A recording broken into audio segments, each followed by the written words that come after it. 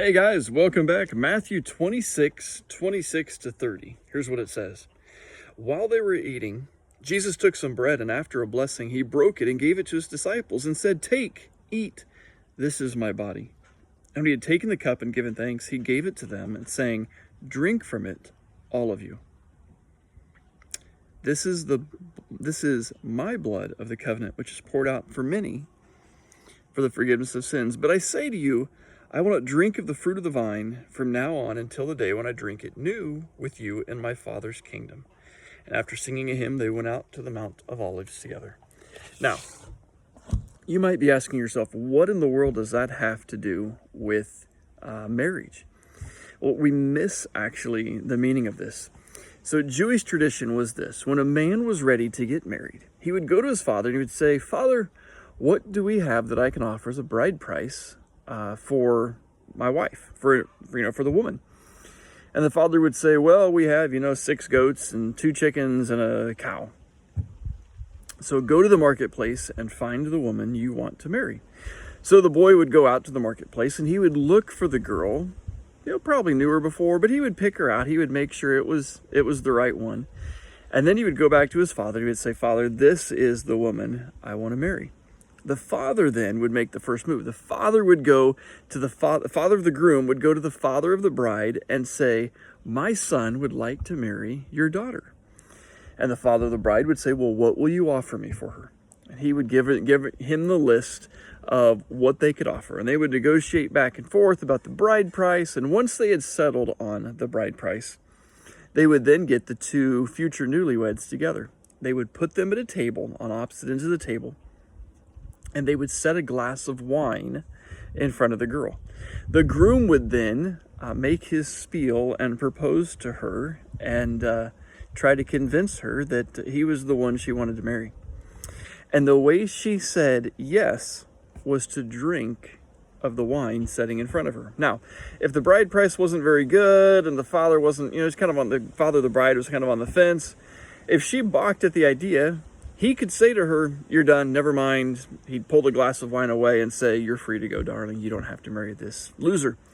But if the bride price was really good, even if she wasn't thrilled, he might make her sit there a while, maybe even a long while. She couldn't leave the table until the father of the bride excused her. But he couldn't make her drink. He could not force her to drink of the fruit of this vine. So kind of a neat symbol there is Jesus is saying, this is the cup of the new covenant. Well, that covenant was equal to or like a marriage covenant. And as we drink of the fruit of the vine, as we drink of the cup that was made, the covenant made in his blood, sealed in his blood, as we drink of that, we are committing ourselves to him. After all, who is the bride of Christ? The church. We are. We are the bride of Christ, right? And so the way we say "I do" into this future kingdom is to drink of the fruit of the vine. We're to drink of the communion cup. It's a reminder of the promise we made to be faithful to and to wait upon and to seek out our future husband, Christ. So, incredible, interesting parallel there. I can't guarantee 100% that that's what was in Jesus' mind, but the symbolism sure matches up with Jewish tradition. And I think the way that God honors marriage, by the way, is a great symbol of that.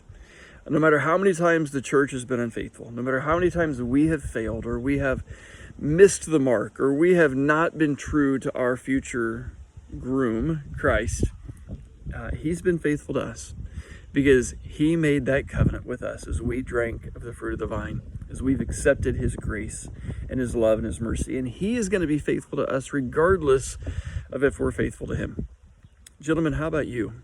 When it comes to your wife, when it comes to your relationship with her, are you willing to be faithful to her regardless of if she's faithful to you?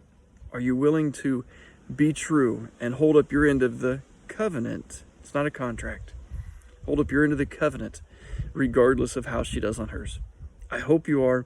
I hope you're committed to the end no matter what. And I hope you're praying for her so that you can, and protecting and honoring her, so that someday you can present her pure and blameless before Christ as well.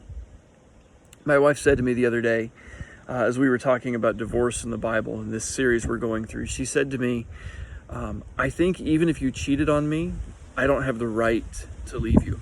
I think I would be faithful no matter what you did.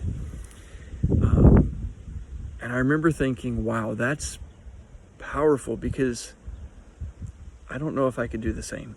But I've been praying about that for a long time, and I've been taking that before the Lord for a long time. And I think I'm there. I think I'm finally there where I could say, I'm going to love my wife regardless of what she does or doesn't do for the rest of my life.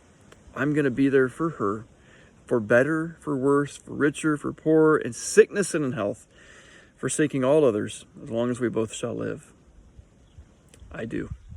And I would do it all over again. I hope you guys feel the same way about your wife. If not, let's keep working on it. Let's get there. God bless you guys. We'll see you next week.